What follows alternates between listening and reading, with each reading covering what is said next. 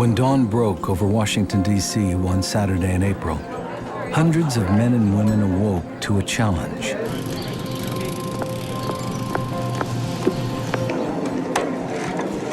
Most have defended our country, and many bear the scars from the sacrifice they've made. This uphill battle has a profound meaning.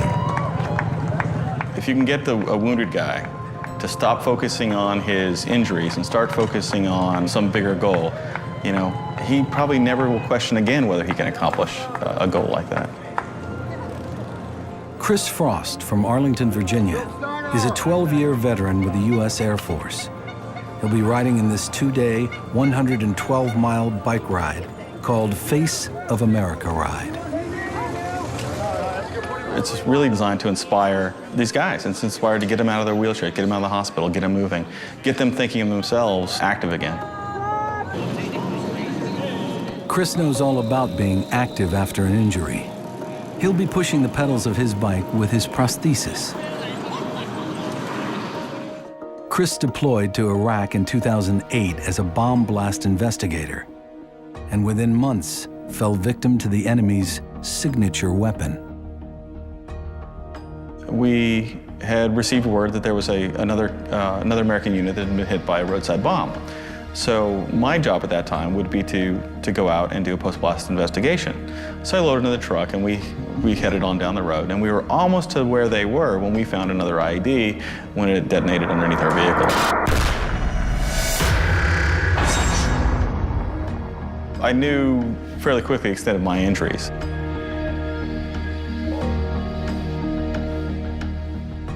Chris lost his legs below the knee in the explosion. But his injury didn't keep him down. Before long, he was pushing himself to new levels of achievement. In 2010, he biked across America in the Sea to Shining Sea ride. What do you call a guy who's ridden 4,000 miles across the United States? It's not disabled. It may be crazy.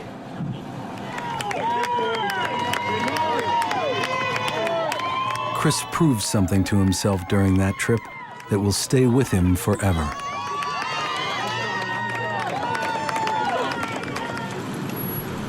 But on this day in D.C., threatening weather could present a problem for him and the hundreds of other riders.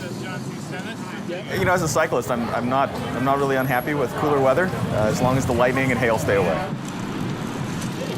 From the D.C. Mall, the first day of the ride has cyclists meandering through downtown, into Virginia, and past the Iwo Jima Monument, through rural countryside, to Gettysburg by the end of day 2. But a couple of hours in, the rain begins.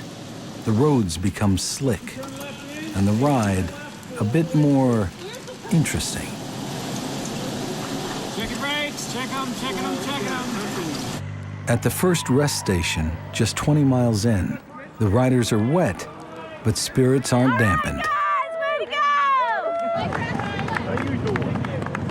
It's an amazing thing, especially with the group, to take over DC, take over the streets. People I haven't even met there are my friends now. Chris, like many vets with leg injuries, prefer recumbent bikes, either foot or hand cranked, for their ease of operation. But by mile 42, no matter what the style of bike, it's been a tough slog, and Chris arrives with mechanical problems. We had a little downhill, so it was going pretty good. As soon as you started coming back uphill, crank, pop.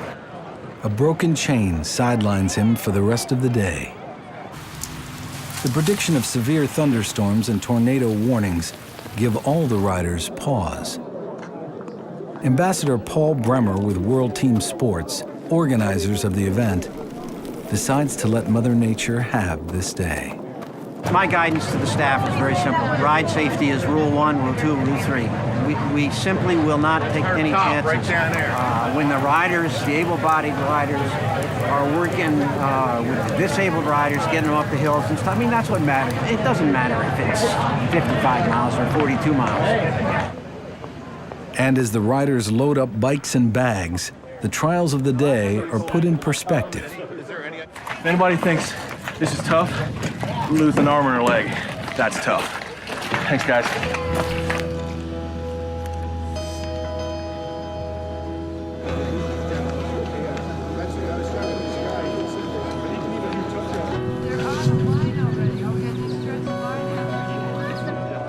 Day 2 in Frederick, Maryland greets the riders with sunshine and optimism. I'm ready to roll, get this thing done and over with. I love it.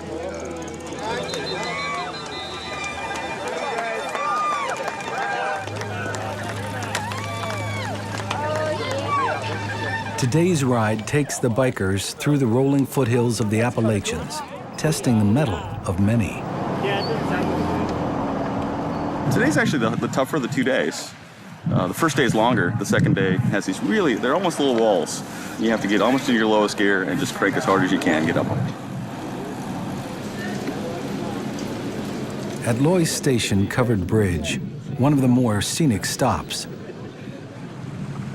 yesterday's storm has left its mark. And unfortunately for Chris, it's the end of the line. Broke the bike. Huh? I broke my bike. Oh, you broke the bike. That's not nice. Now I'm testing out the new prosthetic legs, and apparently I still have plenty of power because I broke a weld on my bicycle. Leg problems, broke a chain, fixed that, broke this, and now I'm going to enjoy the scenery from one of the sag wagons. It's just great being out here with all the rest of these guys, and they're still a pretty good time. Lots of friendships. That same sentiment is shared across the board from all the riders, including veteran Chad Jukes. My favorite thing about organized rides like this isn't, going fast or anything like that. It's the people. It's really fun to just be out on the road with hundreds of other cyclists, and it's just really exciting, really fun to meet new people. There's a renewed spirit within the riders on day 2, and their enthusiasm is infectious when they arrive at each rest stop. Right turn. Hard right. Right turn. Right turn. Ready, take her up on 2 wheels. Here we go. Woo!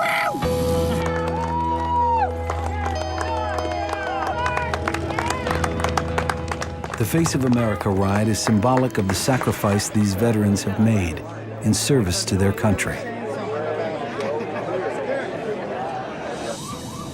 And pedaling through the battlefields of Gettysburg is a fitting tribute to those who fought before them.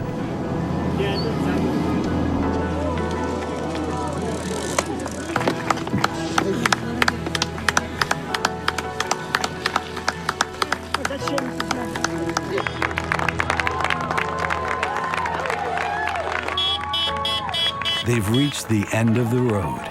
A 2-day bike ride from the nation's capital to the nation's hallowed grounds. A journey these brave men and women won't soon forget. It's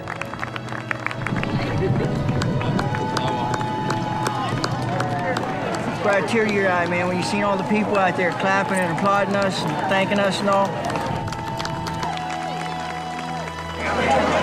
I consider this as my parade home.